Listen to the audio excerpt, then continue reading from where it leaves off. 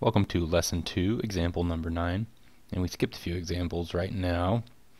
Maybe I'll go back and do them later, but I think we've already done them earlier in previous examples, and I didn't want to do it a third time. We had done the shear moment diagrams when they were figuring out their actions. We had done the shear moment diagrams when they had figured out the shear diagrams, and then we were going to do the same thing again. So I decided not to do that. Anyways, we're on example 9, and what this is a typical building type structure. You have a column, column, column, column, and then you also have usually these are called girders, and hopefully you can see girder right here on the other side, and then beams connect to girders.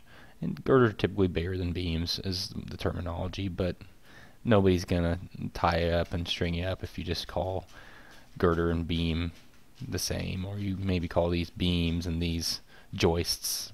It just kind of depends on the size, and I don't think there's any definite thing. So as long as you're not calling a bridge, a 100-foot long beam a joist, you should be fine. Somebody will look at you like you're crazy if you do that. Anyways, moving right along.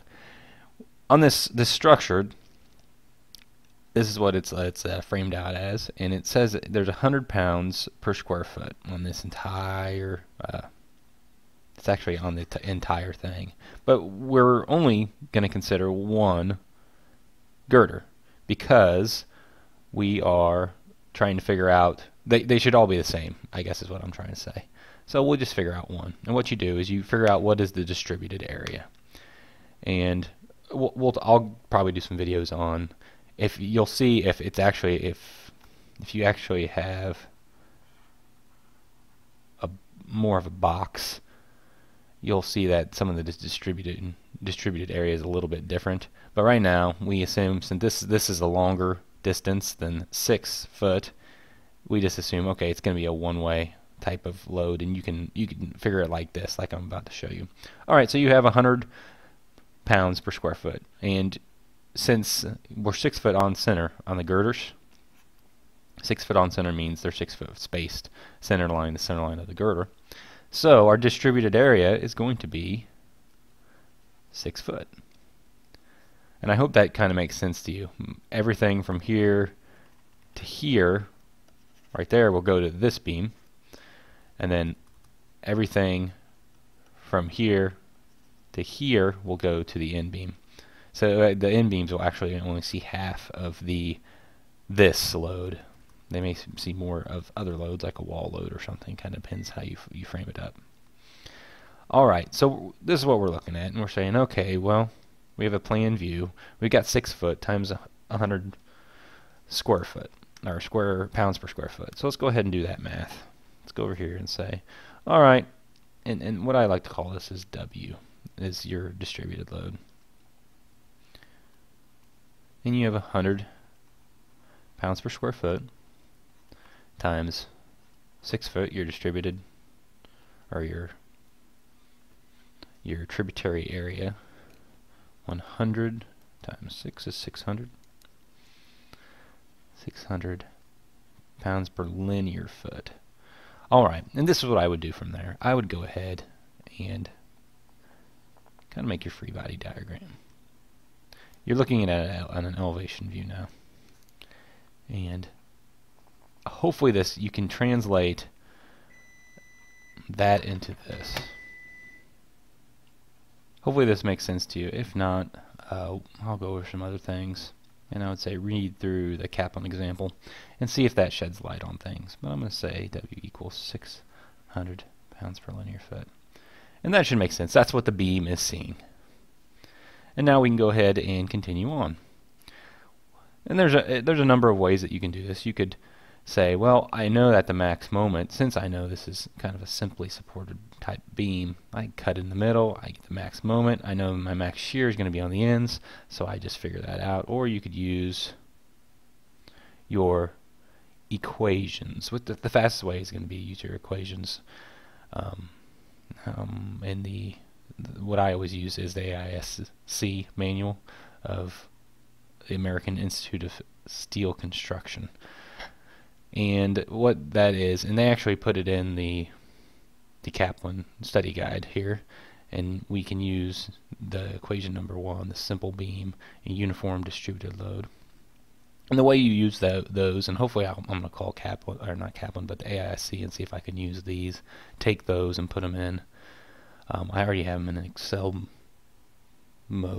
Excel spreadsheet to simplify it, kind of a plug and chug so you can guess, but I don't want to take any of their diagrams without asking for them. Anyways, you have what?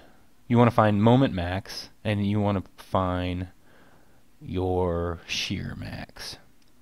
So on there it says reactions are equals shear, and then when you look at Vx, that means the shear at x. So wherever your x is. And if you look at the little diagram on your left, you can see, oh, x is from the left, and it goes to the right, and it'll tell you how far. So you can put x in there. I'll just say I want 2 feet instead of at Vmax. But right now we're going to go with Vmax, which is also equal to R. So you can look over there and you can say R equals V, which we want V. We could also, if we wanted the reactions, we could also solve it. Actually also equals R. And hopefully you realize that, oh, this is symmetrical. We're going to have this. It's going to equal, well, let's go ahead and do this real quick. It'll take 2 seconds. Well, we're 32 feet. 32 times 600 is an equivalent load of 19,200 pounds divided by 2, because it's right in the middle, and you're going to have 9,600 pounds on each side. 90, and you can go ahead and do the long way. That's right. You can check that out if you want to. But in the quick equation, you can say, okay, WL over 2 is our shear, our max shear. And I'm surprised I didn't say Vmax. Anyways, it is what it is. So we're going to say 600 times L. W equals your distributed load. L equals your length in feet. And then 2 is 2, obviously. So we get 9,600 pounds. Fantastic. I guess I could have wrote that up there. Let's do that, so you can see what exactly is going on instead of this magic, which is not too complicated, but I don't want to confuse anybody.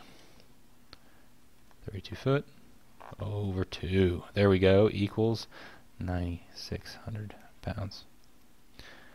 And what did they ask to find here? They want to say, what is the maximum shear and maximum bending? Alright. So, our maximum, 1 second. So this is our max shear right here. And let's go ahead and circle it. Where's your max shear? Now let's go max moment. If you look at the equation, it says M max, that means moment max, and it's saying it's at the center equals WL squared over 8. And you're like, oh, I've heard that before. Let's go ahead and put max. M max equals WL squared over 8. And in one of our previous videos, we actually proved this, WL squared over 8. So it's not magic. It's just an equation. And it always is nice to see where that equation's from, because you can prove it to yourself and just say, okay, I know where that equation's from. I trust it. Which maybe that's just me. I'm crazy like that. And this equals 600 times 32 squared divided by 8 is 7,600. And that is foot pounds. And let's go ahead and check that. And yes, the first one was 9,600, and that is correct. And the M max is 76,800. Fantastic.